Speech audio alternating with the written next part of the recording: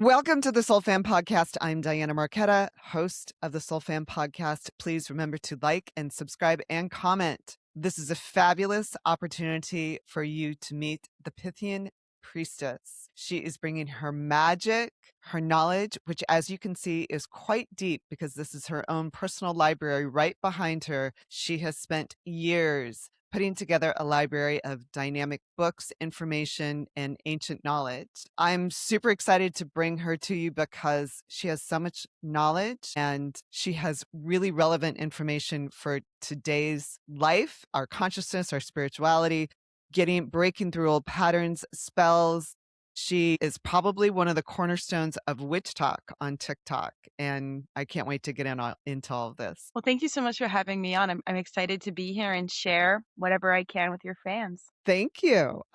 I think they're your fans. I think these are your fans, Ashley. So tell us all about how you got into being the Pythian Priestess. You have a deep theological background. I found that so fascinating and dynamic. I was a philosophy minor. I am so curious to know how this all married into your life. It was an accident, honestly. So originally, when I was 4 years old, I was being babysat by my great aunts who were Benedictine nuns. And they must have seen something in me because they asked me if I wanted to be a nun at the ripe age of 4. I thought about it and I was like, well, I would get free room and board and I get free food. But I knew nuns didn't have the same kind of power that a priest had. And so I told them, no, I would rather be a priest. And they said, oh, sweetheart, you're a girl. You can't do that.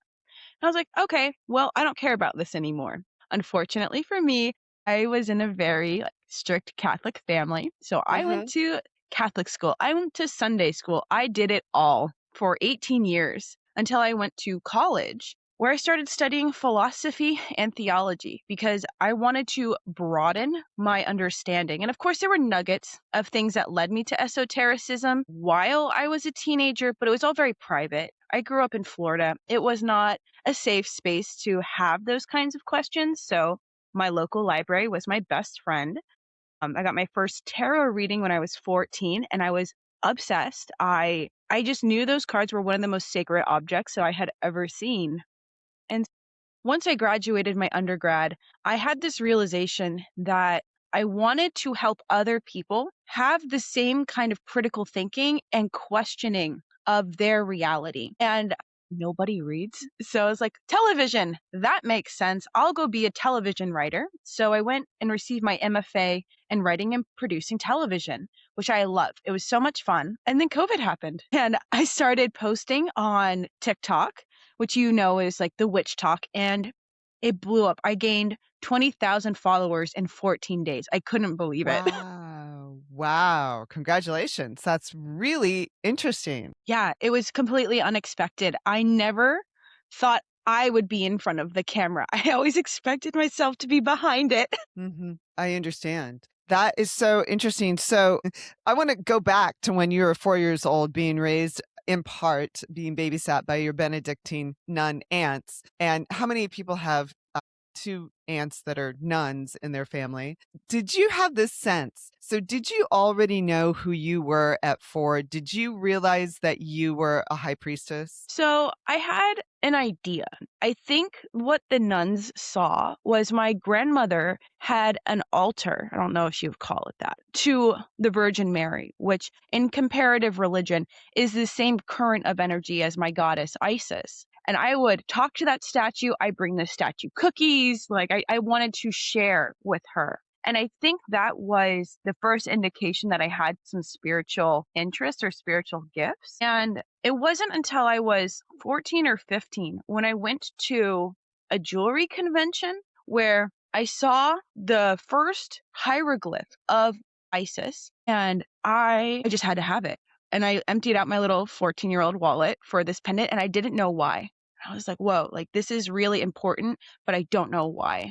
And it wasn't until I was in my philosophy of religion class that I knew priestesses were even a thing because I was told you couldn't. So that's where Pythia comes in. So she's right over here. And we were learning about the Oracle at Delphi. And I saw that word priestess and I was like, my God, this is a thing. And I was so obsessed. I did the millennial thing. I created an email, I hoarded the username on Tumblr, on Instagram, all this stuff, but I didn't use it for 9 years. I just had it because it was special to me. I understand.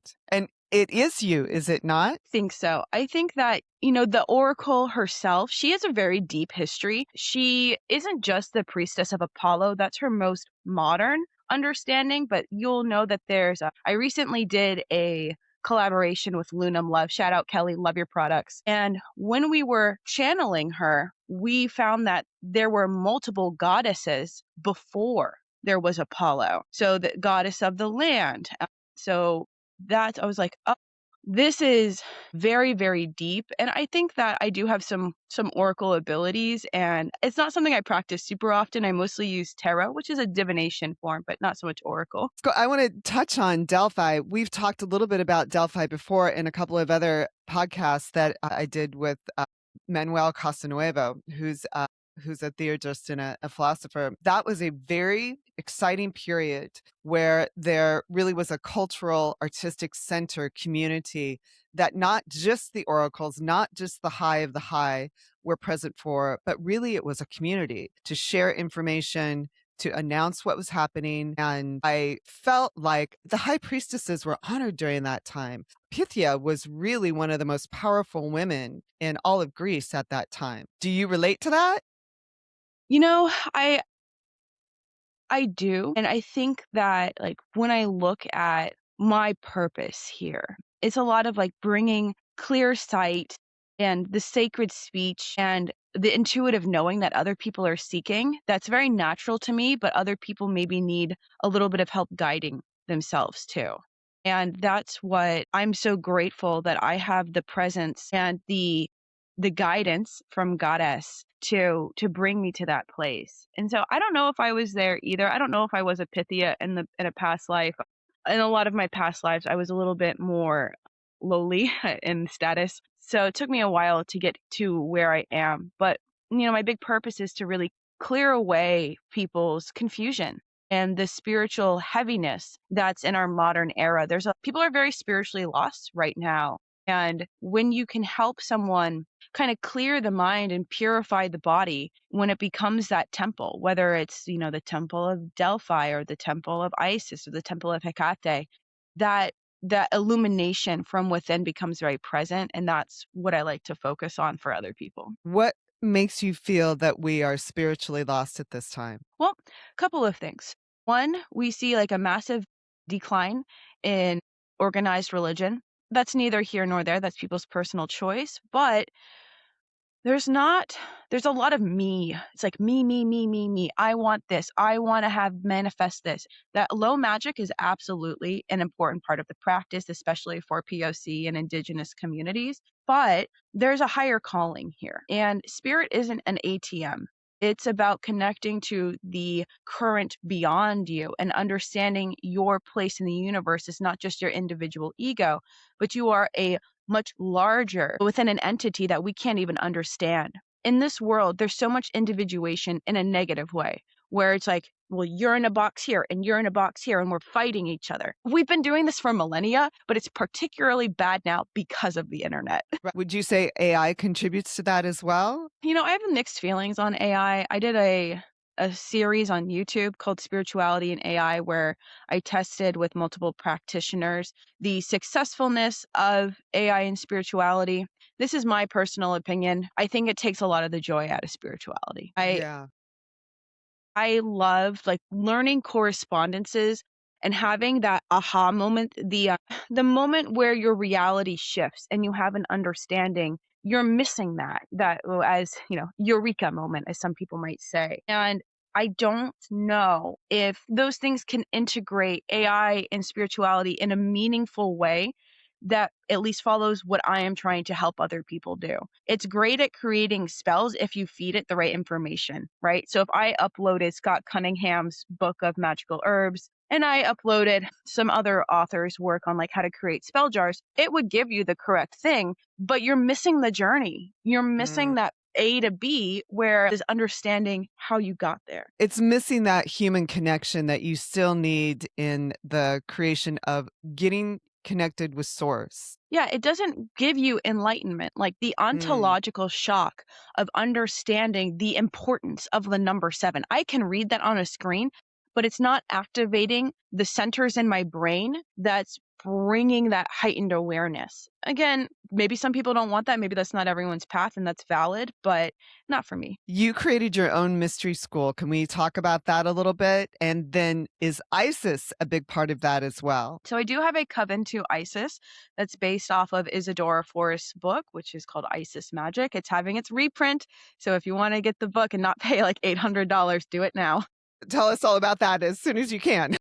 Yeah. So Isis, it was such an inspiration in creating Mystery School because it was basically taking all of these books behind me and turning them into somewhere between 25 and hour long classes, which is very hard to do. And it's there for people who want to have someone holding their hand along the way. So there's different aspects of Mystery School. The Coven is one of them. We recently created our magical tools. We'll be consecrating them in September. There's a intuitive development class. Like everyone's on a different level. Some people Mhm. aren't ready to dive into devotional work. Valid, not a big deal. Maybe you just want to learn, how do I scry something? How do I connect with my higher self? Like I give you the steps in a way that is not going to one eat up all of your time, but also give you a community to bounce ideas off of, to share in a safe space. Because that's one thing I've noticed, and one of the reasons I created Mystery School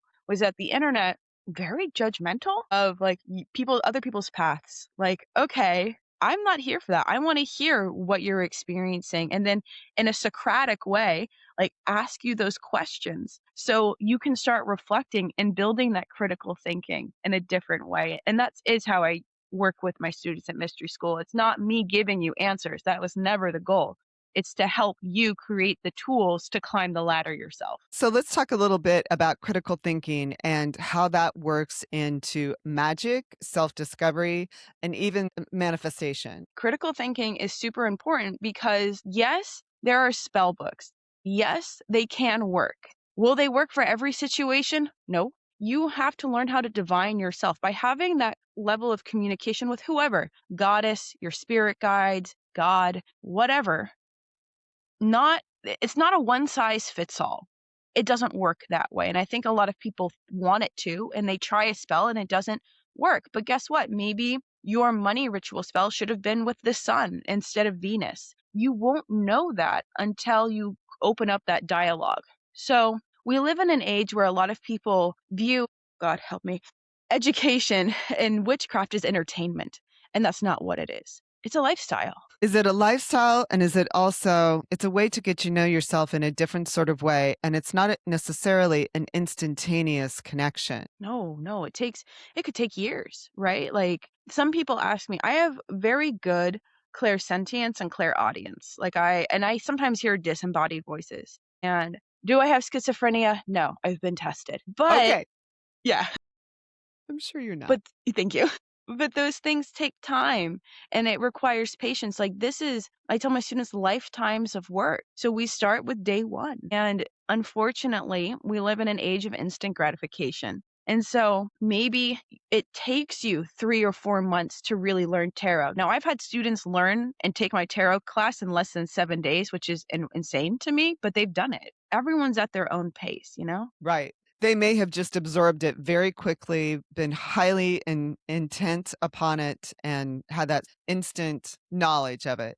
I'm going to ask also, since you understand a lot about ancestral paths and your own past lives, do you feel like you yourself reconnected with a knowledge base that was already part of you? 100%. Yeah, there's like one of the very first spells that I did, my partner at the time became possessed and the spirit was talking to me and he's like, I just love your work. You always like know what direction to put it in. I was like, what are you talking about? What? It is very natural to me, like understanding, like it felt like it was coming back. in a lot of ways where it wasn't new information. I was just like dusting off a book or something like that. And it's not like that for everybody, everyone's on their own path. Okay, so you just mentioned that your partner at the time was possessed. Was this Hmm. part of clearing that person's entities or negativity that you, in fact, perhaps discovered an essence of yourself that wasn't quite present before? Yeah, that whole story is very tricky. I think the ultimate thing that I learned from that is that you can have different contracts with different types of spirits, and you get to choose whether or not you want to fulfill those contracts in this lifetime. Interesting. So you're not necessarily obligated. I mean, they might think so, but you have free will, so you can say no. That's so interesting. Has any of that been a little scary for you? I know you've done a little connection with paranormal as well. Has any of that frightened you, or have you actually found some strength and solidity in your magic by being challenged by these Possession entities? is horrifying. It is one of the scariest things you will ever witness. I think a lot of paranormal investigators want to see a possession. Hmm. Okay. It's not what you think it is. It's the person that you love in front of you is gone, and you're talking to a very cold entity, and it's very hard to get them back. That is the only thing that's really scared me, I would say, Hmm. because I don't have control over that. And once the spirit's in the body, it's up to the person in the body to fight it off. And sometimes they're not willing to. Right. They may not have the power, the strength, the self esteem to withstand that. Yeah. I've stopped possessions like before they fully took form. That's easier than if you're in full possession, it's over. Like it's out of your hands. I would need a team of at least 4 other people to do that work because you have to overpower the will of the spirit. It's very hard to do by even priests who do exorcisms have at least one other person with them, usually another Hmm. priest. Hmm. To give you a little backup. Yeah, you have to because those spirits, they will tell you things about they will take your deepest, darkest fears and spit it back at you, and it does destabilize you, and you need to be so secure in yourself and know, like, I'm so grateful that I've seen 2 possessions now. Neither of them were great. Thankfully, I was not harmed in those possessions, but the second time, like, I had to have the strength to just walk away and say, like, "I can't help you. You're not gonna help yourself, and if I stay here, I'm Hmm. gonna get hurt." Right. Exactly. Do people call and ask you for that? Possessions? Yes. Yes. People call me for all kinds of crazy stuff. They're like, "Can you, like can you make a demon appear in front of me?" And I'm like, "I don't think that works the way you think it does. Then we need to get out of Hollywood and look Right. more like a Black Mirror." Because we've all watched movies, we've all watched television, we've all watched whatever. So, okay, it's just a scene and it's going to go away, but that may not necessarily be true. More people are possessed than you think. There's levels of possession. A full possession when that person loses their complete personality is fairly rare unless you're doing like experimental stuff like I've been doing. But people are influenced by spirits all the time, and it doesn't always have to be evil. Sometimes it's a good spirits. People can have like influence of like angelic, for example. The paranormal community calls them attachments. So your attachment can be negative or it can be one of light. Okay, so let's go into the light for a moment Mm-hmm. and Yeah. talk about that. How much of that do you actually see? And I am asking this also because we're in this mass consciousness awakening period. Do you see the light coming in more often? Sometimes, and it depends where you look, right? Like I see it especially in young children. Right now, the generation that I guess it's Gen Alpha that's being born, they have a lot of light, and they all have like a different consciousness than I think that other people have. Now, there's a lot of speculation of why that is, but the light can be very intense, and it can also feel evil because it's pushing negativity. Being purified is hard. It can be a painful process. And I think some people are afraid of that when you shouldn't be because there's from the Victorian era, right? Where cherubs and sweet little babies and like their big cheeks and the wings. Yes, sometimes, but other times, no. Sometimes those can be very intense. And there was let's call it a legend because we're not 100% sure if it's true, where authors like H.G. Wells, for example, may have been playing around with ceremonial magic Hmm. and gotten to a place where their consciousness was not prepared for the light. And when you get high enough up, things that are positive or light can look scary enough to be evil. So it comes like when you go that high, like think of like, you know how angels say, be not afraid. And they've got like 10,000 eyes and they have all these different rings. Like that's terrifying. I would be so scared. And that's why angels say stuff like that, because their ethereal forms are not these light and fluffy, sweet things. Now, I would say I see a lot of work with archangels, and I think that's Interesting. fantastic. I think that's great. Archangels are very safe to work with, and they're very responsive. Like I almost every time I call in an archangel, it's like almost immediate. Within like a couple of seconds, they'll be there. Mhm. Hit on a point our conscious community may not be aware of as much, that there is enormous power in the light, and that itself can be intimidating. Yeah, yeah. Light is blinding. So let's imagine for a minute we are standing on a highway and it's nighttime and there's no LED lights around. You're just in the dark by yourself. Maybe you have a candle. And all of a sudden, there's a big semi coming with lights and it's blinding you. That's very scary. Even if it's a positive thing, that person's coming to help you, the light can blind you. That's where I think people become afraid. And that's why there is usually levels of conscious awareness. Because if you just go from 0 to 100, which I understand a lot of people want to do, it can really destroy you. I don't know where we lost the idea, the myth, the warning that occultism can ruin your mind. Like you have to do this in steps. If you go 0 to 100, you could scramble your brain and cause all kinds of difficulties with your physical body. That's actually happening. I've had a couple of interviews with audience members who don't want to come on camera, but they needed to share their experience because they are waking up so fast and getting so much information, light language, they're seeing things. They're not sure who's knocking at the door. All of this other stuff is happening, and part of them feels like I'm cracking. That is happening more, correct? I mean, if people are experiencing it, then yes, but there's a difference between trying to transcend the body and move away from your humanness. Our experience here on earth is about emanating, coming back into the body and integrating both parts of it. Life is a spiritual experience, but we don't want to go so fast that we leave the body behind. The body is a gift. So for anyone who is having that experience, I really recommend starting to do breath work, somatic therapy, getting yourself back into the body so it doesn't get broken. That's really wonderful advice. Does ISIS have any sort of measure or influence on what's happening with us in the conscious collective at this time? Do you feel a direct connection with her? Absolutely. I think she does. She is the creatrix of life. So Isis has many forms. So yeah, creatrix, regeneratrix. She's also like the mother of all. So there are many different faces of her. So she's known as the goddess of 10,000 names. So there's all these different, people call them epithets, different faces. And I think that her influence is very widespread, although not necessarily in the Hellenistic form that I connect with. People may find her in Isis Aphrodite or Isis Hecate. She also has influence in some cases with the Orishas. So Aset, the Egyptian form of Isis, is known as the Nubian goddess. She's a black goddess and has influence on the creation of maybe some of the Orishas. So when I think of the goddess, I don't think of it as like an individualized person. It's a current, and that current has many different colors. And so Dion Fortune famously wrote that all goddesses are but one. And so whatever form that you connect with goddess, it's just a current. So that current, meaning that energy, that part of the consciousness that we call Isis is part of that frequency that we receive, we connect with, we interact with, that is part of us already.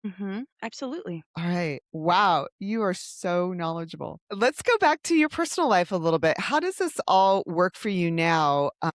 You've amassed so much information. You are a bit of an oracle. It's very easy to see you on stage in a community sharing this with others because it's very empowering information. My personal life, I think a lot of it right now is it's very lonely. I'll be honest. A lot of people come to me to hold them. Mhm. That's my purpose. I'm here to hold you, to help you. When you think of the Pythia, right? There were three Pythias at one time. There was the Sibyl, who was like the head priestess, and then there were two, sometimes three underneath her. And I am very grateful that I've been learning and finding people to build out my personal relationships with, but there's not a lot of them. I think that's because who am I when I step away from the role of priestess? That's something that I've dissolved a lot through the spiritual practice and learning to rebuild on a human level. Like I definitely went way too high up into the ethereal plane and left the body behind for a while. So coming back into her and understanding like, okay, like that's fun. Being in the astral is super fun, but my purpose is here and I have to learn who I am. The ego is not evil. This idea of killing the ego is so Mm. masculine. It's not about that. It's about learning to tame the ego. If you think of the strength card where the goddess is petting the lion, which is you, your ego, you don't have to kill it. You simply need to tame it. I love that. I have to say that part of me has felt like, wait a minute, let's just Mhm. get back to some groundedness here. I don't think we've gone too far because people are waking up as you and I speak. Yet those of us who have been sort of on this path for a while, at least for me, there's been a desire to sort of come back down to earth. Tell me a little bit about how you feel like you got too high. I bet you're not the only one who's feeling that way. Do a lot of ceremonial magic, and that is a blast of light. Like those headlights are in your face all the time when you're doing that. And there was a certain point that in some of the influence I was around, very masculine. There's a lot of masculine, and the patriarchy is very heavily woven into ceremonial magic, to the point where it's like you get some of that old medieval Christian influence. It's like, well, the body is evil. You shouldn't be having sex. You shouldn't be enjoying food. It's like, wait a second. This is a gift. Being on earth here is a gift, and you have free will. So I can enjoy my curry and still be a spiritual person. And that's where, when I followed those rigid rules, I gained a lot of weight because I wasn't paying Interesting. attention. I wasn't moving my body. I was only focused on the things beyond me. I snapped out of it and I was like, wait a second, what is going on here? Like, I should be caring for this vessel and taking care of the earth around me. I have eternity out there, back there. And I think that's where we get into this really interesting movement away from the patriarchy and letting the matriarchy start to come back. I do believe the matriarchy is the proper system in which humans were supposed to live. Now, that does not mean that women are better than men, but it does show that women are the creators of life. Women are the ones who embody more wisdom. Women are naturally more spiritual. Those things are not valued right now. And Hmm. so I had to get away from like the, again, beautiful tradition, however, maybe a little bit toxic. So when you say the beautiful tradition, do you mean the beautiful tradition of magic itself? Yeah, looking back all the way to like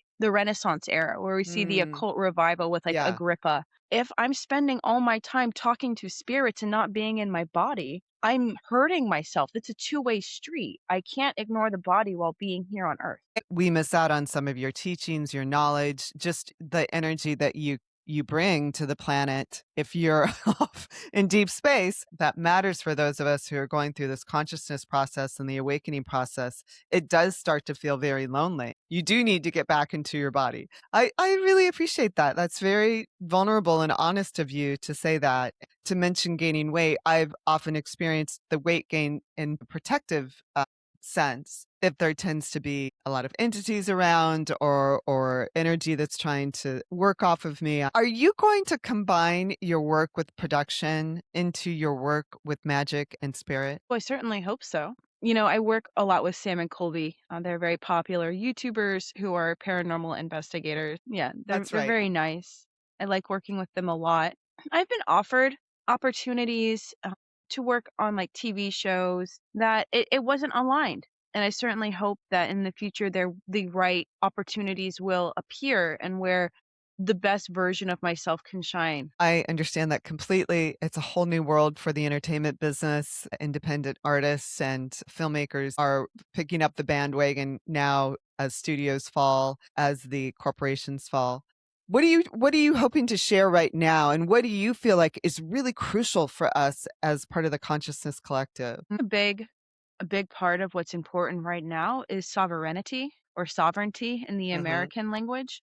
I was approached by Tonalise with magical retreats, and she invited me to be a part of a retreat coming up in October. It's the last weekend in October, right around Samhain. And it's not just for women, it's for all people, and it's for all humans. And I'm working with some really incredible magicians, Naha from 22 Teachings, and Scarlett Amaris, and of course, Tonalise herself. And the purpose of this retreat is to help people recognize their own power, especially in a world where we feel so powerless. When we look at the news and we see all the horrific things happening around the world, where you are a light and you can shine out as bright as you want, and learning that how you resonate within yourself does affect other people. Your aura does affect other people, and learning to have the confidence.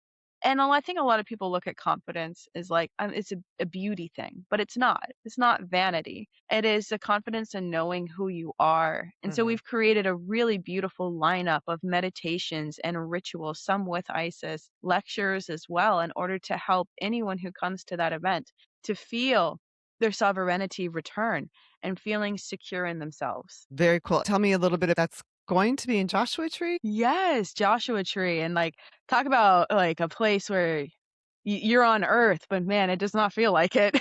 It's such a magical place.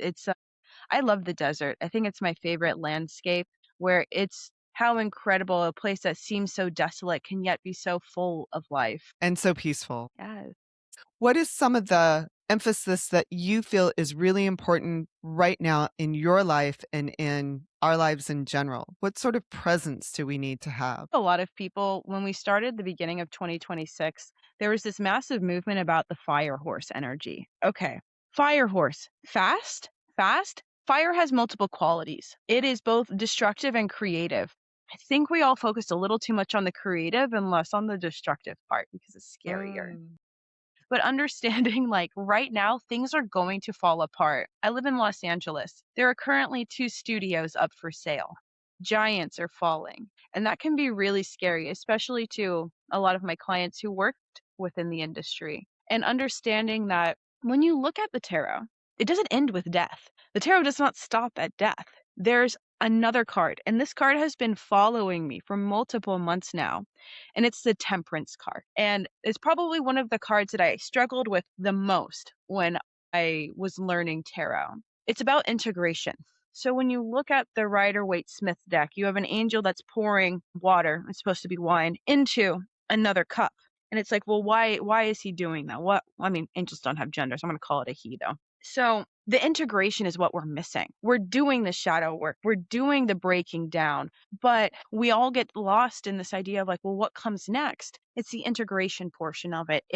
Let's do an example. So in my life recently, it's been like learning not to accept opportunities that don't necessarily align with me. Oh my gosh, my inbox is full because I did the AI and spirituality series of people wanting me to promote their AI agent or whatever. And being like, yeah, that's good money, but does it fill my cup? Is it Mm. alchemizing what I actually am standing for? And being able to walk away and say, you know what, that $2,500 would be really nice in my bank account, but it doesn't fit with what I'm teaching. It doesn't fit with like who I am as a person. And so learning to say no and learning to have that boundary, even when they email back and say, what if we up the price? It's like, no, that lesson of no is integrating it into the self and saying, like, I have to trust myself and not be swayed by other people and other things that look very tempting. Because that integrity is important to have, Absolutely. Yeah. especially as we move forward in the awakening and what will amount to more giants falling. It'll be a good thing in the long run, but it's still an intimidating process. Yeah, it's very scary. It's very scary to see the things that were stable in society for like the last 100 plus years fall apart. But also knowing that that is important. I remember talking to Isis. When I say that, it is usually through tarot cards and clairaudience, sometimes clairsentience. And I was like, "This is horrible. I don't like this. Why is this happening?" And I got, "It's such a wonderful time to be alive. How exciting!" I hear that. I'm like, are you sure? I don't know about Are that. you sure? But it This is. is It not is. fun. This is not fun. I know there's certain aspects of this that are certainly not fun. But on the flip side of this, there's a lot of independence that's available to us now. There's the sense of sovereignty. There's an allowance for us to make our own choices. So many people are waking up to understanding that everything is not as what we thought it was. I'm sure you've been aware of that for a long time, but it also gives us a chance for rebirth. Yes, and the rebirth is where we all want to be, but we're not quite there yet. Because there's levels. If we think of the tarot, so we have card 13, death. 14 is temperance, the integration, alchemization. 15's the devil. 16's the tower, which no one wants to do. But then you get the star. So there's all of this, like we're preparing ourselves for the rebirth of society. And we, me and you, we might not get to see the fruits of our labor in our lifetime. And that's okay. But we are setting the groundwork for other people to carry that. That's very nice. That's a very nice way of putting it. I appreciate that a lot because it does feel like you're, carrying the water uphill all the time. And Truly. what are we going to, are we ever going to see anything at the top of the mountain? That's interesting perspective. I want to touch on witch talk before we close this up because that became a Yes. very popular thing. It still is, especially on TikTok. There's some on Instagram, but on TikTok, it's definitely a phenomenon. Do you feel like you helped establish that? You helped drive that? Is that still a part of your daily life? Well, as of June 11th, 2026, Witch Talk exploded. It imploded on itself. Interesting. You can blame it on Mercury retrograde or whatever you want, but I think I would hesitate to call myself a pillar of the community because a lot of that community is young practitioners. Not to knock young practitioners at all, but there's a reason there are elders. And I know I don't look it, but I'm almost 35 and I'm not an elder either. But I also have learned that not every opinion I have needs to be made into a video. And most importantly is that we can't create a community if we're constantly trying to undermine each other. If we are constantly trying to be bigger or be better. And that's I'm so grateful for Witch Talk. I am so grateful that that was my birthplace of Pythian Priestess and having 500,000 followers there is wonderful. But we have to do better at building community. We have to be willing to work together and not against each other. And as long as those egos are driving to be the best or the most powerful or the baddest witch out there, we're falling back into patriarchy. And we Right. can't be doing that. It's interesting how that automatically is developed into that system, while the truth is that's not the intention or really what anybody wants. When I look at it's the algorithm too, right? Well, yeah, it Driven feeds by a on bunch of guys. rage. Yeah, Say made that by men. again. It feeds on what? Rage. And so one thing that you can make as much positive, wholesome content as you want, it will get seen to a much lesser degree than if you are making rage bait. And so I think that's where that desire for a lot of young creators to be the biggest and the baddest witch is to have 1 million plus followers, but I'm going to do it by stepping on other people. And I don't think that is ultimately what the practice is about, and nor do I think it's very spiritual. No, it's just the opposite of being spiritual. So it's interesting. Well, thank you for being so brave about that and being very forward about your opinion of it and your observation of what's taken place. So it's probably for the best. Yeah, we'll see what happens. Things come back in different forms, Mhm. whether it's on TikTok or another platform, I'll be there. I think that right now, what I'm really focusing on is my students. And my students, those are the people who I know want to learn, the people who are hungry for genuine knowledge, not for rage bait, not for ATM spirituality, but for the genuine lifestyle. And that takes time to build. Oh my God, yes. It takes so much time. But it's a groundedness, it's a foundation, it's, as you say, it's a lifestyle. So a lifestyle does not happen overnight. I mean, you can go buy all the accoutrements of it, but to integrate it, to walk the talk, to talk the walk, all those things, to walk the walk, talk the talk, that it just really does take time to be part of you, no matter what it is. Yeah, and it's okay, right? In our world, there's this desire to be at the top of the pyramid. And look, there's a lifetimes of work before you get there. And like you said, Diana, you can buy all the herbs, you can get candles in every color, but really spirituality lives within yourself. And that is the most important. So one thing that I have my students do every day is there's a journal prompt. And I do this by the corresponding seasons. So I have Llewellyn's Encyclopedia of Correspondences, lovely book, recommend it to everybody. And I read through each season and I create 31 journal prompts. And so even if you're not doing a spell that day, let's do some self-reflection. Let's get back into ourselves and work on the integration. Discover what do we need to be working on. Very cool. What else would you add as one last tip to the audience, to your followers, to your students? Read books, please. Books are really important. Now, I understand it's hard because our minds are atrophying with scrolling. We've seen that in scientific journals. The scroll creates a dopamine loop for us that we don't get on the page. So even within myself, I find it much more difficult now than it was 10 years ago to read one of these books. So just start with like 5 pages a day. And also, if you need a reward system, this is my little trick that I used when I was studying philosophy. After every paragraph, there was a gummy bear waiting for me. I understand that. Some of the philosophy books are a little dense, so it can take You'll a love bit to this. get this. I have a cup that says I can't, and then it I has love like it. because I hate Kant. I'm sorry. Right. Wonderful philosopher. His writing is atrocious. Yeah, for sure. That's great. Wow, I love your books. I bet you have great recommendations for books. Can you Yeah, you leave want some? me?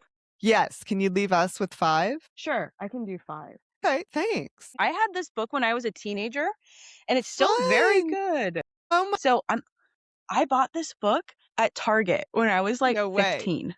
Yeah. And it was so unsuspecting, but it's actually quite good. So it is called The Book of Spells. The author is by Jamie Della. Very good if you're a beginner and you just want to, it has everything. It's got dream work, it's got banishing work. Click. Amazing. Very Cool. The Secret Teachings of All Ages by Manly P. Hall. Huh. So this is a Kabbalistic, Masonic encyclopedia. And I love this book because Manly did something incredible. I would totally marry this man if he was alive today. He, at the ripe age of like 20, wrote this book by spending months inside of the New York Public Library and gathering all the information. Stuff that people are interested in, like Atlantis is in here. Really? Yes. And like Is the Lemuria pictures. in there? Not this one, but I do have books on Lemuria if you're interested. But let me find one of my Pythia is in here.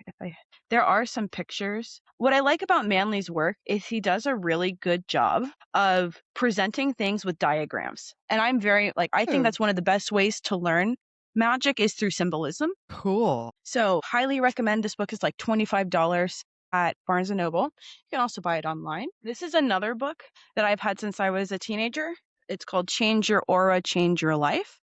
And it's all about how to heal your aura, especially for paranormal investigators who are in some spooky, scary places. Mhm. Also great. This is one of the most comprehensive books on auras that I've ever read. And it has some really great 2002 little graphics I in love here. it. Yeah, right? That's so cool. Yeah.